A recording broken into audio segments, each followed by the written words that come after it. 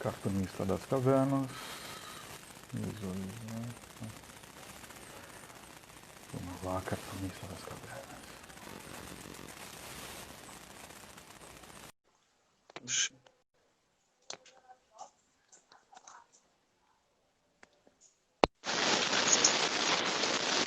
Salve, Douglas. E aí, meu querido? Pronto. Tudo bem? Tudo bem, tranquilo?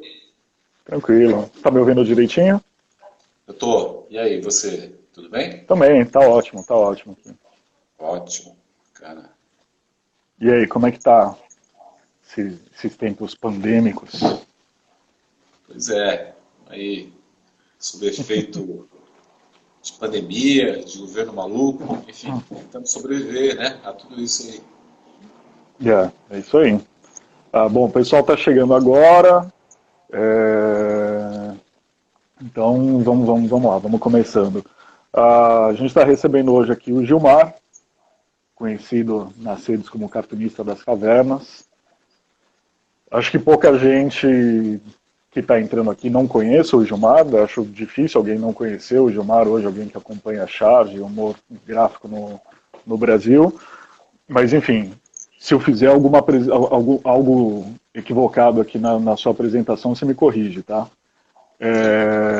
O Gilmar já está publicando há mais de 35 anos, já participou da imprensa sindical, já publicou em alguns dos principais órgãos da grande imprensa também, Folha de São Paulo, Jornal do Brasil, na Você S.A.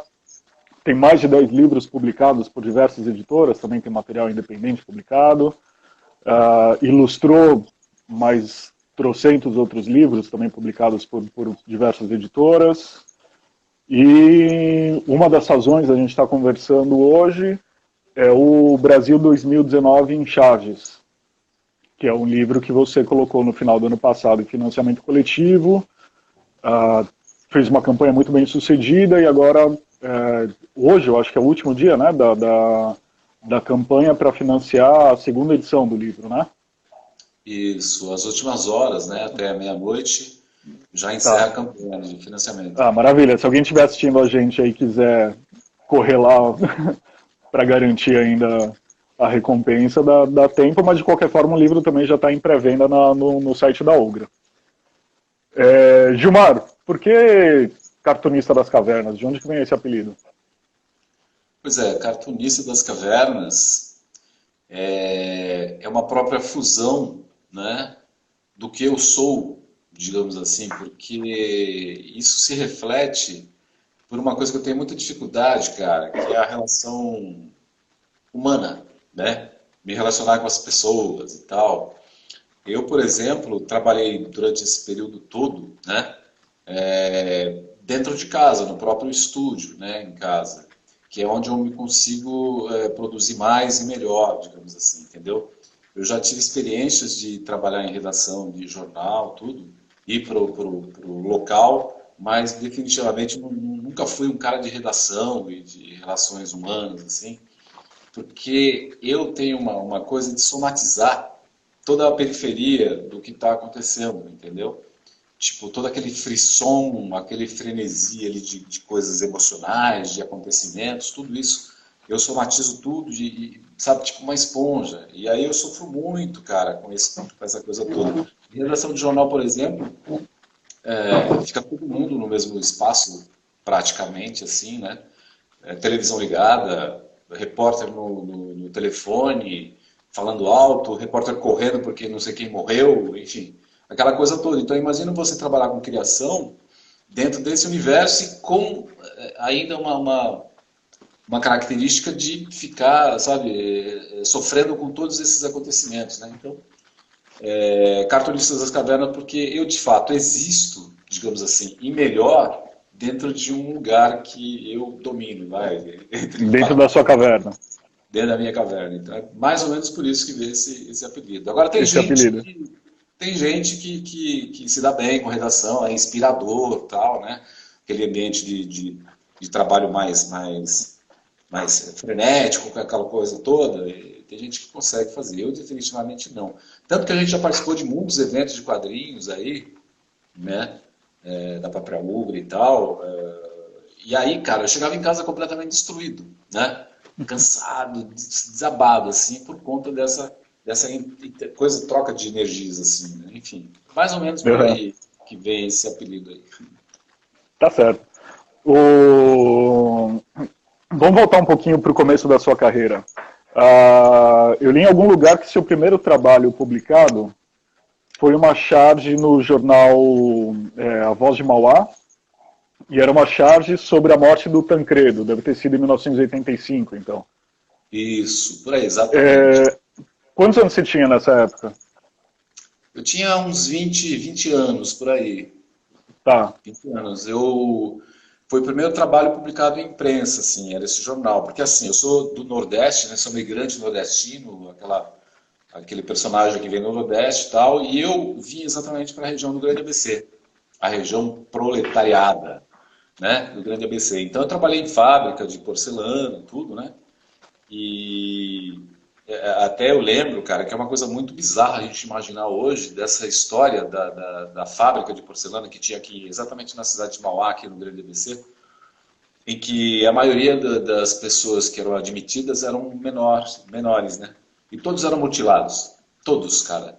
100% da garotada que entrava lá era mutilado, e era uma coisa normal de mutilação. Eu mesmo perdi pedaços de dedo, meu primo, meu irmão, tal, que trabalhavam todos juntos. E porque assim, todo mundo ficava muito cansado durante o trabalho porque estudava à noite, né? Então era mutilado. Eu fico pensando, fico lembrando desses episódios, cara, coisa medonha, assim, a gente olhar para isso, né? Não faz tanto tempo assim, né? É.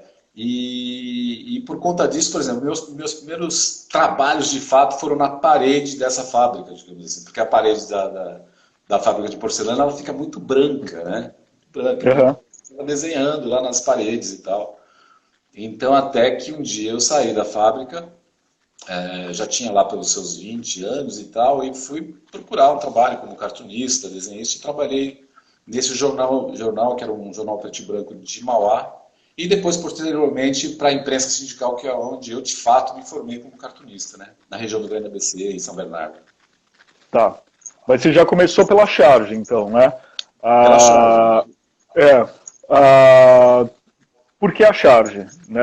Você já tinha um interesse por política na época? Você vem de uma família que é politizada? Muitas famílias naquela região do ABC, especialmente ali nos anos 70, 80, ah, tinha uma proximidade com o movimento sindical, tinha uma efervescência nesse sentido, assim, né?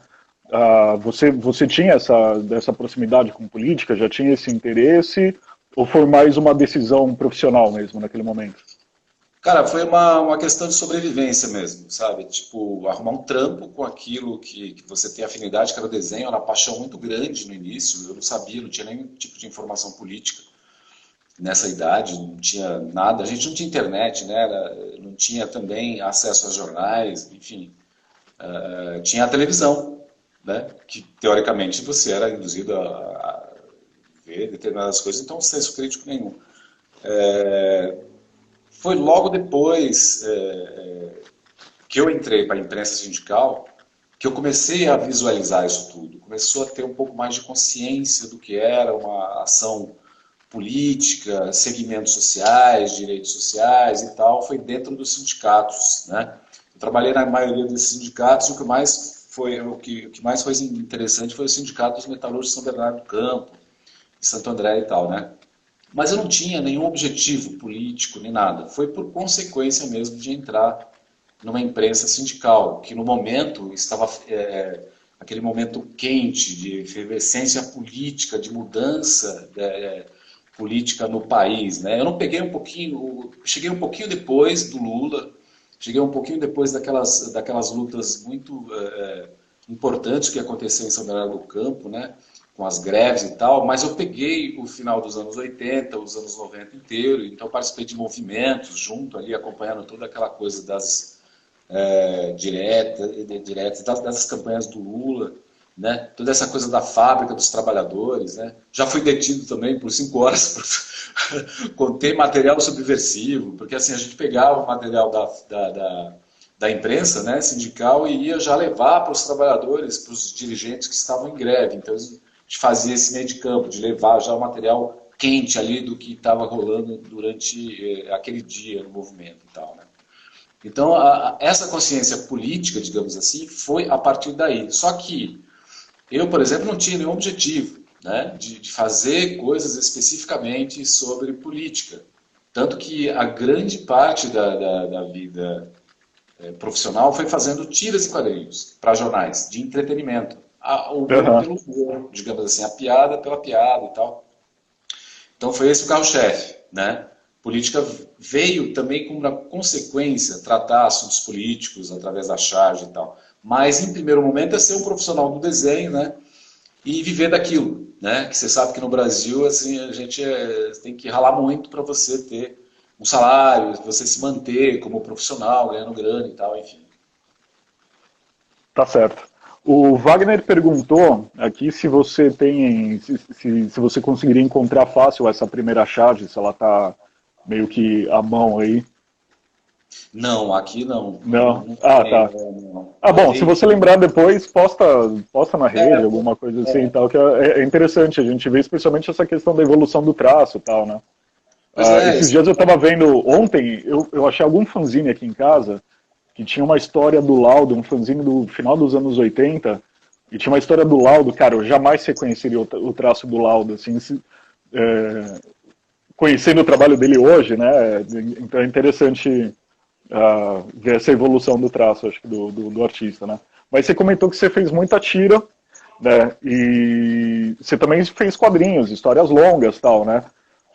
Entre charge, quadrinho e tira são linguagens que são relacionadas, mas são linguagens distintas também, né? Qual que é? Você tem uma preferência?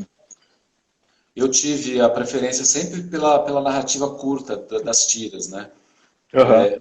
Eu nunca consegui fazer personagem de tiras em quadrinhos, que parece que era um carro-chefe desse tipo de abordagem, mas eu nunca consegui manter um personagem, mas eu sempre gostei de fazer a tira, mesmo porque as influências do trabalho inicial do cartunista na época dos anos 90 e tal, enfim, eram as revistas que a gente tinha em bancas dos cartunistas paulistanos e tal, né? Então isso é que inspirava. Então isso é que eu curtia muito fazer, né?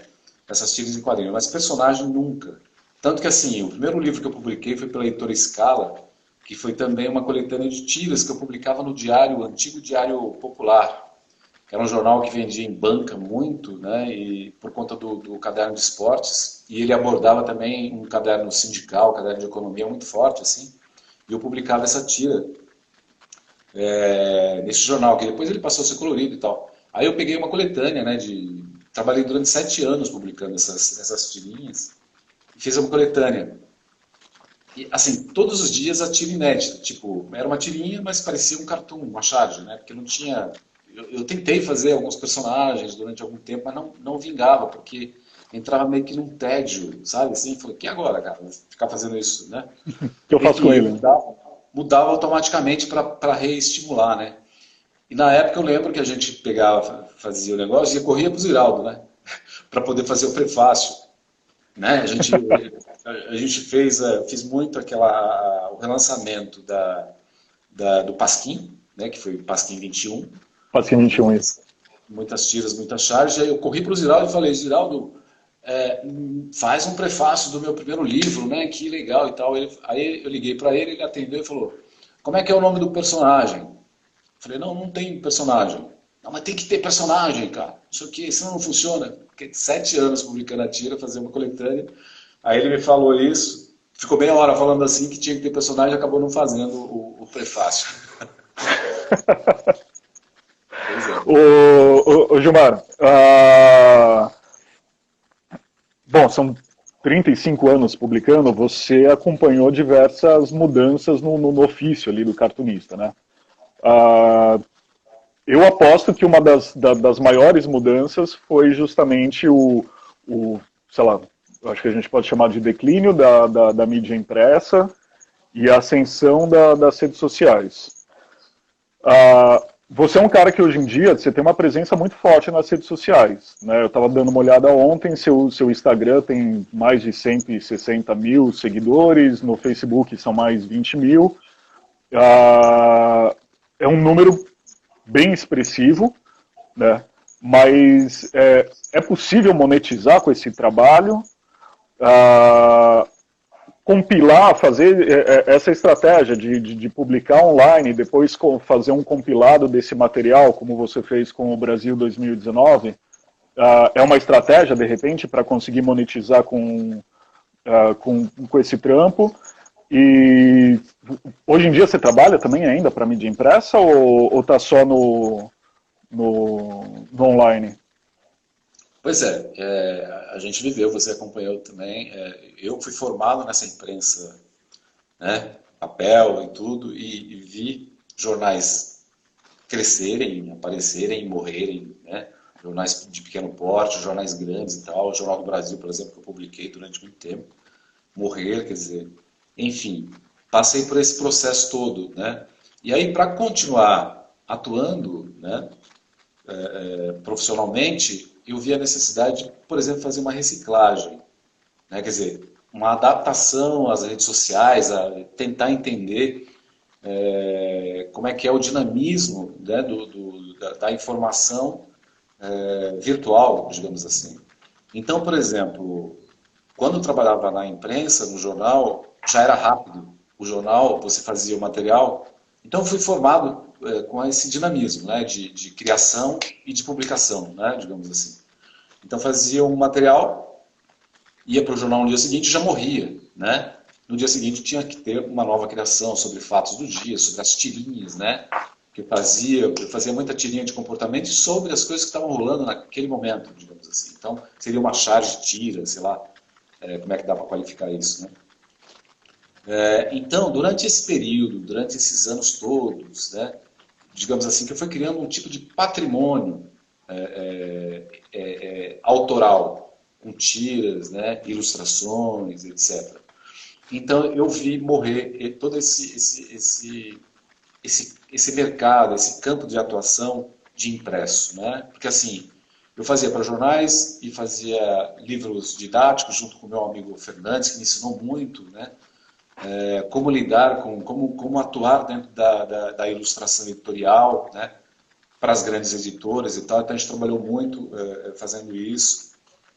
E depois isso tudo foi minando, morrendo, né? Hoje restam algumas editoras, né, que publicam alguma coisa e muita coisa de didáticos que me compram essas tiras dessa época que eu produzi durante esse tempo todo. Então tem tirinhas, né, que eu vendo sempre, né, como direito de imagem, direito de republicação, essa tira em quadrinhos. Então fica minando, sabe, como tipo uma música que você grava, que o músico grava e ele fica pingando os direitos autorais.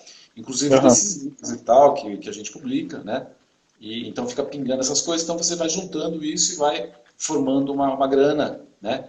E existe essa adaptação para os meios virtuais, para o jornalismo independente, então eu vi tudo isso e fui tentando acompanhar esse dinamismo. E uma das coisas que eu mais senti foi dessa coisa tão rápida e dinâmica da informação e da criação, né? Você vê que as coisas são, hoje a informação, você acompanha ela em questão de minutos, ela já morreu, já tem outra. Então, para você acompanhar tudo isso, é um grande desafio. Então, é um desafio que eu tento colocar para mim como profissional, entendeu? Tipo, da readaptação para os impressos, para a mídia virtual e ter o dinamismo que tinha no impresso, ter também no virtual, né? E a maioria das coisas que eu faço, por exemplo, são independentes, né? Para as redes sociais, independente. E, eventualmente, né, quando bate algum tema, alguma coisa, a pessoa compra de um jornal de esquerda e tal, alguma coisa, e vai somando aqueles direitos autorais de coisas. Então, aí, com base nisso, eu vou formando aquela grana necessária para a sobrevivência durante o ano, né, o mês. Enfim. Tá. Bom, vamos entrar um pouco mais no livro, então. Bom, o livro se chama Brasil 2019 em Chaves. Eu acho que o nome é bastante autoexplicativo, né? Ele compila material que você produziu ao longo desse primeiro ano do governo Bolsonaro. E aí no finalzinho de 2019 você criou a campanha para fazer esse livro.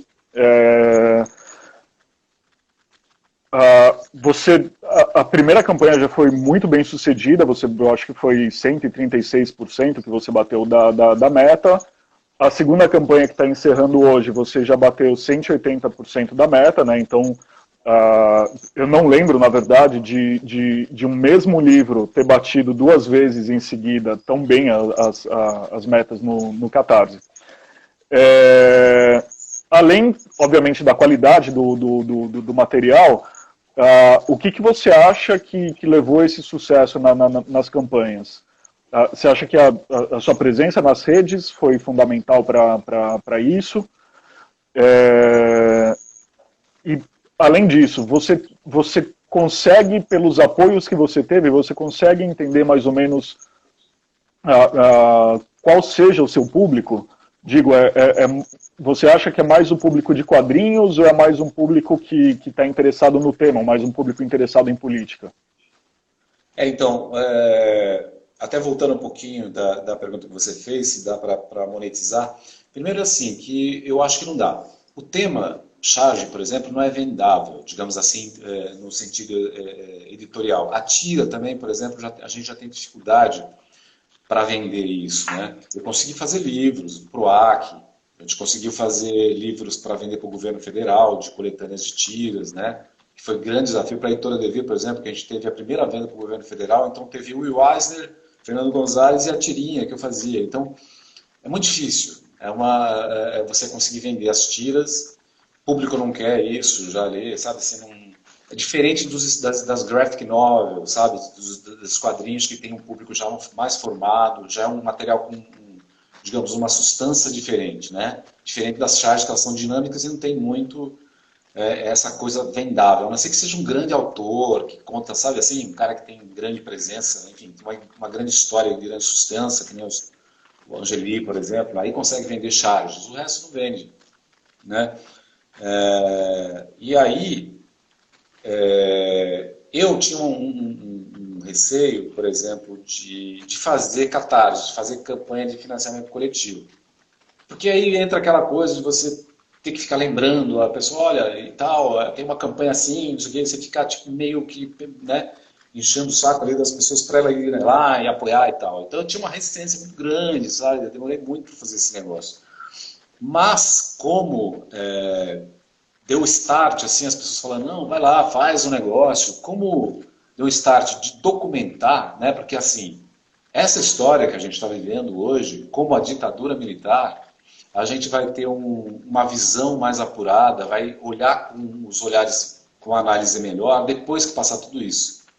Digamos, a gente vai olhar para a história e ver isso com uma análise um pouco mais profunda, digamos assim. Porque a gente está no meio do furacão nesse momento. A gente tem várias análises, vários achômetros, né? Mas a gente, de fato, não consegue definir muito bem o que está acontecendo, né? Por exemplo, o governo Bolsonaro, como é que a gente define o governo Bolsonaro? Eu já fiz muitas análises pessoais, solitárias aqui, e não chego a um consenso. O consenso atual é de psicopatia total, o resto eu não sei, né? Enfim. Então, aí veio essa ideia de fazer o catarse e tal, e eu tenho essa introspecção da relação, de ficar, sabe assim, mas funcionou muito bem. Por quê? Porque que eu descobri depois que o público que acompanha a rede social, o Instagram especificamente, que é um aplicativo que a resposta é muito dinâmica, né? Então, esse público, afinado não exatamente com quadrinhos, eu tenho muitas poucas pessoas que têm afinidade com quadrinho, que é uma coisa mais, né, de certa maneira é um público diferente. O que eu tenho é um público ali que eu percebo pelo debate, né, pelas respostas que eu tenho, é mais politizado, é um pessoal mais de esquerda, que se formou durante esse final de 2018 até hoje, com uma troca automática, que foi muito interessante observar isso, que eu tinha um público muito amplo das histórias, das tiras, e isso foi se trocando no meio do ano, as pessoas foram indo embora. Eu acho que eu fui um grande craque de um follow, né? E depois automaticamente chegou os que eram mais afinados com as minhas ideias, com as minhas propostas e tal, de charges políticos e tal. Então é por conta disso que foi se formando pessoas muito interessantes no sentido de apoiar mesmo e tal, que deu resultado à primeira impressão. Agora, como a gente sabe que a charge, você mesmo que é um cara de loja e tal, a tua pegada é os quadrinhos independentes, mais autoral e tal, você sabe que a charge a gente tem um pouco mais de dificuldade de comercializar, né? Eu não sei se você pode endossar isso que eu estou falando. Sim. Mas aí fiz só uma tiragem exclusiva, né, para as pessoas que apoiaram lá, porque eu sei que isso ia ficar encalhado, não ia fazer, né, apesar de fazer um registro histórico. A ideia inicial é fazer um registro, um documento histórico, para a gente olhar para isso depois. Mas muita gente, durante esse período, a hora que viu o livro pronto, foi pedindo. Eu falei, cara, eu vou tentar, pelo menos, porque assim, eu não vou fazer um investimento de fazer uma tiragem e tentar vender isso depois, porque não. Tem um barulho aqui, é o meu? Não é? Não, será que é o meu? Não sei. Vamos lá. Então, aí eu tive a ideia, até perguntei para o pessoal do Qatar, será que vale a pena fazer tal, isso aqui? Aí eu fiz a segunda campanha que a gente tem um grande sucesso aí de fazer, porque assim, eu também percebi que o público ele muda, ele é mutável ali durante isso, entendeu? Tem muita gente que vai embora, muita gente que chega, para muita gente é novidade, e a gente sabe que o Instagram, por exemplo, essas ferramentas sociais, aí, quando você não banca, não gasta com eles não entregam as informações, né? Então, mas enfim, foi isso, e acho que foi bem legal. Eu aproveito até agora aqui a live para agradecer essas pessoas que estão apoiando aí, né? Muito bom. Ainda sobre essa questão do público, e sobre isso que a gente estava falando, a charge migrando de um ambiente da mídia impressa, depois mais para essa presença nas redes sociais. Eu não sei se você concorda com o que eu vou dizer, mas eu estava pensando o seguinte: a leitura do jornal era um hábito que fazia parte do dia a dia das pessoas, né? Muitas famílias assinavam jornais, né? Ainda que os jornais tivessem seus direcionamentos, e sempre tiveram direcionamentos políticos, né? Eles atingiam um público muito amplo, né? E as charges sempre ocuparam um espaço nobre nos jornais, né? Na Folha de São Paulo, no Estadão, elas estavam sempre ali na segunda página, era sempre um negócio ali, né? Então o chargista, ele alcançava muita gente com o trabalho dele, e um público que era um público muito diverso. A mesma charge era lida pelo cara de direita, pelo cara de esquerda, pelo cara de centro.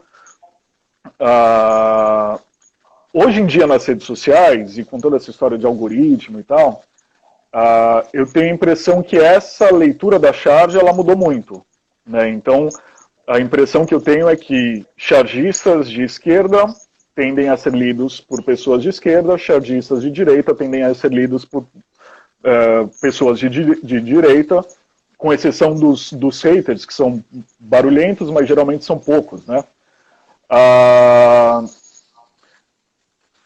Não sei se você concorda com isso que eu estou falando. Se você concorda, como chargista, você fica com a impressão, às vezes, de estar pregando aos convertidos, de você estar conversando com um público que já concorda de antemão com o que você tem para falar? Pois é, de certa maneira sim, só que aí, como é uma pergunta interessante mesmo. Eu até ia comentar sobre quando você estava falando do início da imprensa, né, como a gente trabalhava, como é que é o chargista naquele papel de fazer a charge para aquele veículo, que no fundo, por exemplo, eu tenho uma observação sobre charge no Brasil, que não se faz charge, principalmente para quem trabalha na imprensa, que é os jornais, quando eram, né, quando tinha vários jornais, grandes circulações e tal, empresas capitalistas, então você obedecia aquele editorial, então você não podia fazer charge, digamos assim. Era um espaço nobre, tudo, né, de opinião, de formação de opinião, só que você não tinha nenhum tipo de liberdade para poder fazer isso. Isso daí eu experimentei em reuniões de redação, blá blá blá e tal, que isso aqui não pode, isso aqui não é, entendeu? Então você não pode fazer nada que vá contra o interesse político e econômico daquela direção, daquele dono do jornal, naquele momento, porque também muda conforme o tempo, conforme as eleições e tal, enfim, os interesses, né? Então você é um mero ilustrador de página editorial, digamos assim, né? Quando que eu descobri isso? Quando veio a mídia independente, veio as redes sociais que você é dono, você bota, você é o seu próprio editor. Então aí você pode fazer a charge. Por exemplo, a charge que você publicou agora aí, na página da Ugra, Bolsonaro na cabeça. Não, ela não sairia em nenhum editorial de jornal. Né? Sai no meu veículo independente de rede social, que sou meu próprio editor e emito a minha própria opinião. Caso contrário, não. Então, digamos que a charge efetiva, que é a coisa contundente, né? Só é possível fazer hoje, por exemplo, com as redes sociais. Antes não se fazia isso, né? É isso. Agora, essa coisa que você falou, a gente tem a troca de público, isso de fazer a charge, que nem você está falando, para o público, que já é afinado com as ideias e tudo, vem resumir, sei lá o quê, da polarização que aconteceu a questão política, né? Com essa polarização toda, que se dividiu, foi para um lado, é Bolsonaro, não sei o quê. A própria arte, a charge e tal, aconteceu isso. Mas eu acho que, desta mesma maneira, você consegue furar bolhas. Ou seja, por exemplo, eu tinha vários haters que no início ficavam lá, mas eu tenho uma galera toda que não sai do pé nunca ali. Ele vai lá e comenta e tal, e eu não faço questão de não tirar, porque você gera o debate. Aí a proposta de ter uma página que você coloca questões políticas contundentes e tal, de que bate no governo e tal, que venha defender, porque senão, né? Então deixo aqueles poucos que existem lá para colocar uma coisa contra. Tem alguns que são meros contas fictícias que a gente descobre depois, que não tem nem foto, né? Mas que gera o debate, as coisas, mesmo a gente, o pessoal de esquerda afinado com as minhas ideias, está exercitando um tipo de debate ali, né? Então é isso. Por exemplo, a Damares, ela publicou uma tira minha, né? Da mulher, entendeu? Então isso é interessante, você fura uma bolha, né? No Twitter ela colocou lá uma tirinha que eu fiz, né, sobre a questão da mulher e tal, foi depois daquela cena que ela ficou muda lá numa entrevista coletiva, logo depois ela publicou a tirinha, quer dizer, dentro daquela coisa que jamais entraria uma tira do cartunista esquerdopata aqui, né, então, enfim, então é isso, é uma análise interessante nesse sentido, mas o que também acontece, que é uma grande bolha que a gente fica né, a gente pode analisar nesse sentido, que a gente fica dentro de uma bolha que a gente fala para a gente mesmo. Mas uma coisa interessante, cara, é que você reflete isso para alguns outros, né? E uma coisa muito legal que eu acho, se tivesse que tirar alguma coisa positiva disso tudo, desde o final de 2018 para cá, é que a gente está falando sobre política, né? Está polarizando, tudo bem, estamos discutindo política. Além de... Porque era só futebol, então além do futebol, novela e tal, a gente está falando de política. Mesmo que atabalhoadamente, mesmo que esquizofrenicamente, sei lá como, mas estamos debatendo política na rede social, enfim. O problema é esse, é que estamos na rede social, não sei se isso tem que mudar, se tem que ir para a rua, sei lá, se tem que fazer ações concretas. Era inclusive uma coisa que eu queria perguntar para você, porque no prefácio do livro, eu até separei aqui, deixa eu ver se eu acho. No prefácio do livro tem um trecho que você descreve 2019 como uma experiência angustiante, depressiva e também vibrante. E aí logo em seguida você fala que a família brasileira passou a discutir política além do futebol, da novela e do reality show.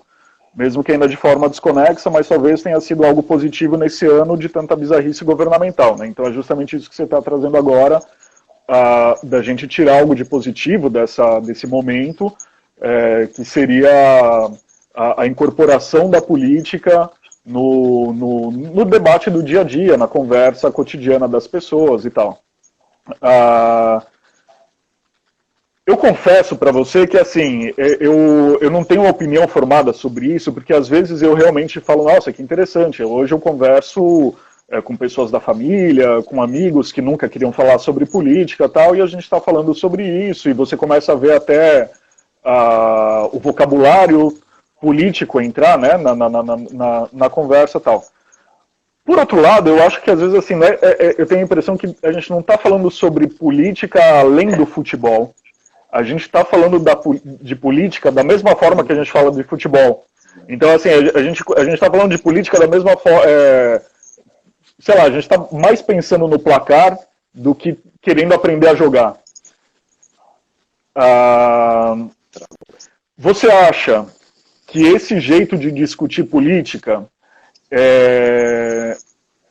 faz parte de um processo de politização do brasileiro, então isso é um momento de amadurecimento, né? Ou você acha, e às vezes eu temo por isso, que esse vai ser o jeito do brasileiro entender política, que a gente nunca vai conseguir abandonar a política como se fosse uma briga do Corinthians e do Palmeiras, entendeu? Pois é, eu acho que se enquadra exatamente nessa, né, nessa análise de que está se discutindo política a partir de agora, desconexa, atabalhoadamente, né? Meio perdida, se confundindo como torcida de futebol, né? Como briga de família e tal. Eu acho que é o princípio de um amadurecimento nesse tema, digamos assim, entendeu? Eu acho que a gente vai aprender muito com isso. Não dá para definir. A gente, como é exclusivo, o Brasil, dentro das suas características culturais, pode ser que você tenha razão. A gente passa a discutir política com profundidade, mas com a paixão do futebol, né? Sei lá, né? Não dá para a gente prever. A gente está nessa transformação nesse momento. A gente está vivendo essa mutação, né? Essa coisa toda. Então pode ser que seja dessa maneira. Eu acredito que depois de tudo isso, né? Da campanha eleitoral do ano passado, das brigas nos grupos de WhatsApp da família, né, dos rachas e tal, dessa polarização tão contundente, tão apaixonada como o futebol, eu acho que nas próximas eleições que a gente tiver para presidente, ou sei lá o quê, a gente nunca vai votar displicentemente, como sempre, como de certa maneira já foi, ou recebendo um boné, ou recebendo um abraço do político que você encontrou na rua, vai votar porque, pô, o cara é legal, me abraçou, o cara é legal porque fez uma selfie comigo e tal. A gente vai ter um crivo muito mais apurado, eu acho, sabe assim? Mesmo que tenha a característica de futebol, né? Vamos votar no time tal, enfim, sei lá, né? Que é nosso. Aí vai ser exclusivamente nosso, né? Uma política, né? Mas eu acho que as coisas vão mudar nesse sentido, cara. Eu acho que vamos ter esse reflexo aí. Espero que você esteja certo. Mas vamos voltar para os haters lá, que a gente estava falando de rede social e tal. Você falou dos haters e que às vezes você deixa eles até lá e tal. Você chegou já a ter algum problema mais grave com eles? Alguma coisa que tenha, sei lá, evoluído para uma ameaça, alguma coisa mais assim? Ou foi até agora uma relação mais ou menos tranquila? Não, foi tranquila não. No início do ano passado foi tensa pra caramba. Eu ficava em depressão, assim. Quando caía na rede bolsonarista, e eu estava tentando entender, porque até então eu não sabia o que estava rolando, né, direito, assim. Aliás, o princípio de fazer charge política contra o Bolsonaro, que eu fiz muita coisa, foi por conta, eu acho, que por conta de muitos desses haters, muitas dessas pessoas dizerem que eu tinha que respeitar o capitão, que eu não podia fazer isso. Eu recebia muita mensagem falando, você não pode fazer isso. Você tem que respeitar o capitão. Assim, cara, pilantra, sabe? Que todo mundo sabe a história, que não fez nunca porra nenhuma pelo país inteiro, sabe? Nunca foi um... Enfim, eu vou poupar as minhas indignações, minhas palavras aqui, porque... Mas assim, como? Que país é esse que a gente está vivendo, né? Tipo, o que é isso? Como assim eu não posso fazer? Já fiz coisas contra o Lula, que me chamam de petista, não sei o quê. Apesar de ter convivido com o Lula, com a família de Lula, ter aprendido muita coisa em São Bernardo do Campo, né? Mas fiz coisas, sabe? Sou cartunista, cara. É o cara que aponta o dedo na ferida. Isso por ofício nosso, né? Senão você descaracteriza isso. Enfim, né? Vai fazer charge a favor, né? E a nossa característica como cartunista não é isso. Então, fiz muita coisa contra o governo do PT. É claro que eu não vou ficar procurando, né? Muita gente ficava me provocando. Não, eu não posso ficar lá catando as coisas que eu já fiz lá. Olha, aqui, eu já fiz contra o PT. Eu não tenho que justificar isso para ninguém. Vai lá e vê na história, né? Lógico, é. Pesquisa. Mas uma das coisas que eu acho que foi o fato de você não pode fazer isso contra o capitão. Eu acho que isso me deu muito gás, muita energia para poder continuar fazendo, sabe? Assim, então Aham. era meio complicado de entender esse universo das ameaças, os xingamentos pessoais no direct e tal, inclusive de líderes do PSL, pessoas com altos, né? Eu não vou dizer agora como é que é o negócio, mas assim, esse me assustava um pouco mais porque eu sabia que não era haters e que não era perfis de jovens de 16 anos, entendeu? Eram pessoas que tinham histórico de violência por aí e tal, entendeu? E que por acaso foram eleitos por conta da onda bolsonarista, da onda, né? Foram eleitos também e estava lá sempre presente, observando o que eu estava fazendo e falava, pô, você é bom tal, só que você está do lado certo. Pô, você está fazendo fake news, sei que, enfim. Isso foi um pouco mais complicado. E quando caía na rede bolsonarista, era muita coisa que vinha e ficava tentando entender, ficava meio confuso, ficava deprê, né, na história. Mas aí foi filtrando depois e depois eu fui entendendo como é que rolava melhor essa história. Tá. Ah, uma outra coisa que eu pensei lendo o seu livro é que assim, a gente costuma falar de charge como um dos elementos do que a gente conhece como humor gráfico, né? Então, junto com a tira, junto com o cartoon, a caricatura, tal. Ah, mas a real é assim, eu ri muito pouco lendo o seu livro. Né? A maior parte do material ali, eu acho que é assim, ele desperta incômodo. ah, algumas coisas são chocantes, algumas coisas são até meio tristes, assim. Mas rir mesmo é uma coisa que poucas vezes aconteceu e eu não estou falando isso como crítica. Né? Ainda assim a gente fala, né, de charge como humor gráfico e tal, assim, você se preocupa em ser engraçado quando está fazendo charge? Isso é uma... ou como é que você enxerga o seu trabalho como chargista? Assim, não é a piada, necessariamente, pelo que eu entendi. Assim, como que é essa abordagem para você? Como é que você enxerga isso, esse momento de fazer a charge, qual que é o seu objetivo ali? Definitivamente não é piada, não é humor, né? Isso reflete até na minha própria essência, sabe? Assim, você chamar o cartunista de humorista, que faz uma piadinha, isso já teve, tá? Tudo bem, você pode fazer tá dentro dessa coisa gráfica, esse enquadramento como humor, né? Mas quando se chama o trabalho do chargista de humorista, de fazer humor, eu sou contra. Eu não acho que é exatamente isso. Ele se enquadra, obviamente, né? Você tem os traços caricatos que leva para a interpretação engraçada do humor e tal, mas o contexto político de uma situação que você retrata não tem graça, cara. Tipo assim, e está explícito no trabalho que eu tenho feito desses 2 anos para cá, assim, tem até influência de cores, de traço, né? Dessa coisa toda, que não é humor, né? São contestações, são protestos gráficos, digamos assim, né? Coisas mais contundentes, coisas mais fortes, né? Que eu tento passar e tal. E fora completamente o humor, cara. Quando se falar que tá rindo de uma piada que eu fiz, quer dizer, de um cartoon que eu fiz, de um Claro. trabalho que eu fiz, de achar engraçado, é porque, cara, aí ferrou, eu tô fazendo ao contrário, entendeu?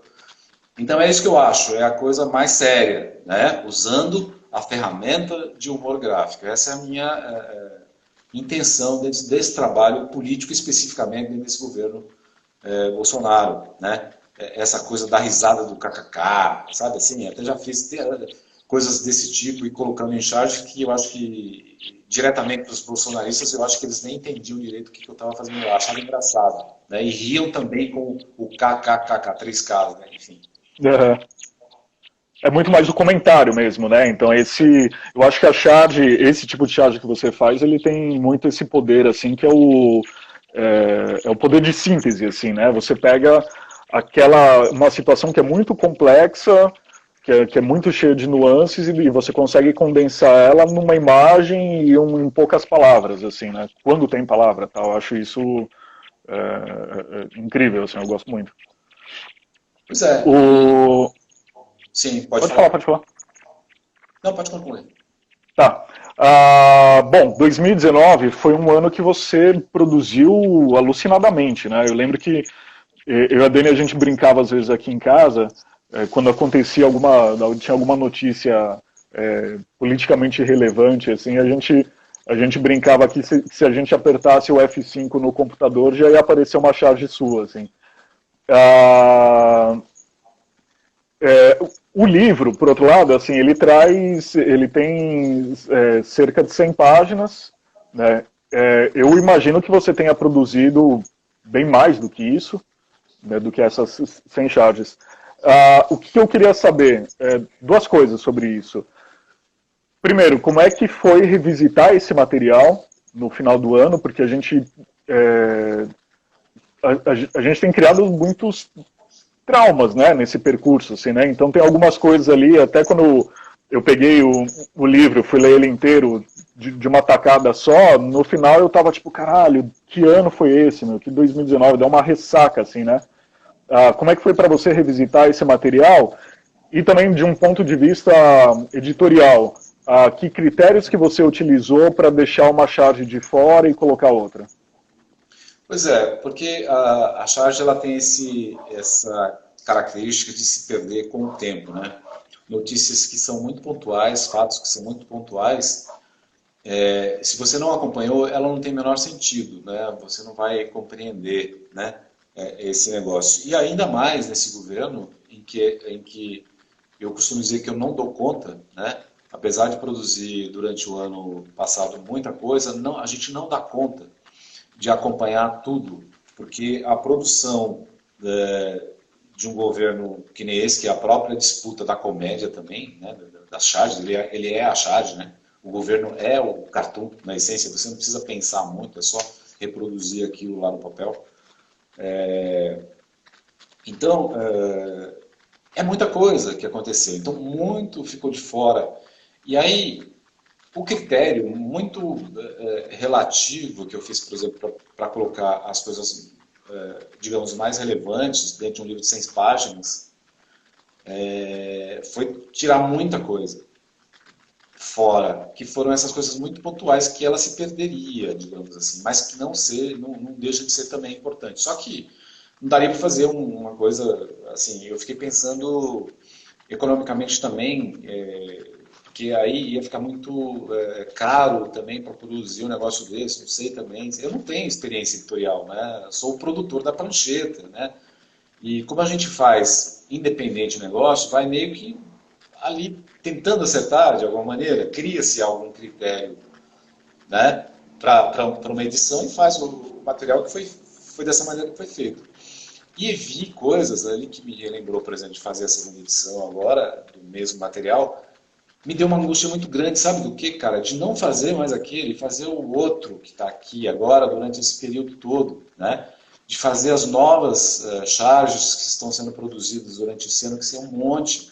Eu pretendo fazer a edição 2020, né? Que eu já senti um respaldo muito grande das pessoas que apoiaram primeiro, que querem, eles me incentivam muito a fazer a continuação desse material. E tem muita coisa para se fazer. Então, é um desafio muito grande também fazer dar uma peneirada nesse material. E fazer esse 2019 já com o tempo, digamos, engoliu isso, é angustiante, sendo que tem toda uma leva de coisas, mas tem que ter a paciência e o final do ano já está aí, vamos fazer uma nova edição dentro desse mesmo critério. Aí, sei lá, todas as coisas que não foram publicadas, ela de certa maneira está aí nas redes sociais e tal, né, pontuais, né, que pode contar de certa maneira nos blogs também, enfim, né.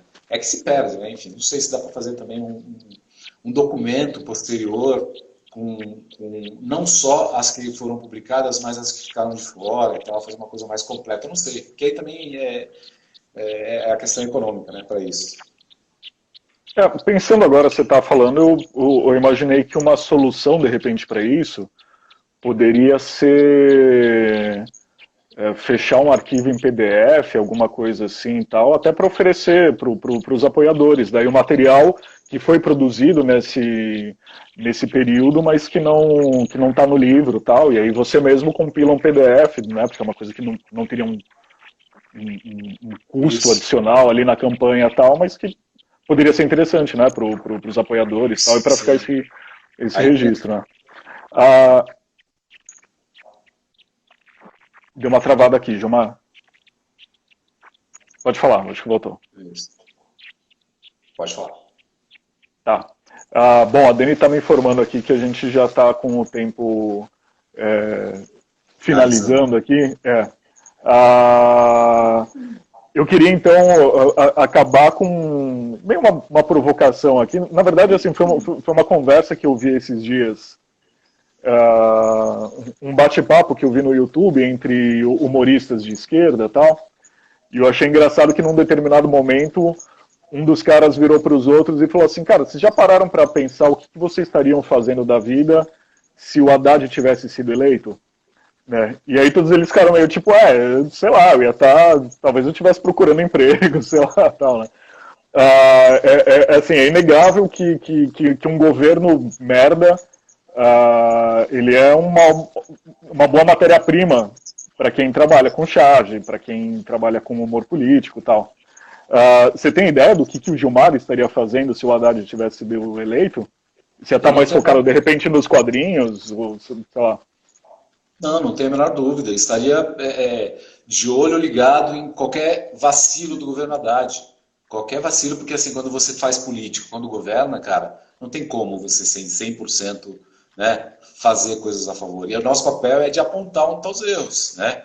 E aí, não tenho dúvida que faria charges e acharia coisas, né, equivocadas que permitiriam, né, que fizesse charge contestando, cobrando, entendeu? Questionando, criticando, sem dúvida nenhuma, não tenho a menor dúvida quanto a isso, né?